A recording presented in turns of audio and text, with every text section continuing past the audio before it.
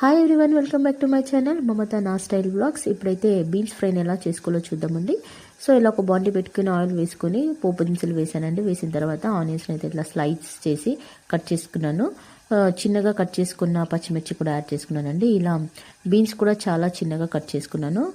So ఇలా cut చేసుకున్న beans కూడా వేసిన తర్వాత కొద్దిగా సాల్ట్, పసుపు కూడా వేసేసి నేనైతే ఒకసారి 2 సార్లు ఇలా కలిపేసిన తర్వాత నేనైతే లిడ్ క్లోజ్ చేశానండి.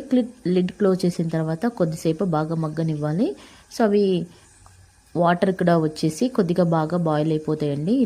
ఇలా ఫ్రై అయిన మిశ్రమంలోకి నేనైతే మిక్సీ జార్లోనే వేరుశెనగ గుళ్ళు, కొబ్బరి, కారము, కొద్దిగా ఉప్పు, తెల్లపాయలు అండ్ కొద్దిగా జీలకర్ర కూడా వేసేసి మిక్సీ పట్టుకున్న మిశ్రమాన్ని ఇప్పుడైతే యాడ్ చేసుకున్నానండి. ఇలా యాడ్ చేసిన తర్వాత కొద్దిసేపు లిడ్ అయితే క్లోజ్ చేసి మగ్గనివ్వాలి. మళ్ళీ ఓపెన్ చేసి చూస్తే అయిపోయిందండి. ఇప్పుడైతే ఇంత టేస్టీగా బీన్స్ ఫ్రై అయితే అయిపోయిందండి. సో ఇలాంటి మంచి మంచి వీడియోల కోసం నా ఛానల్ సబ్స్క్రైబ్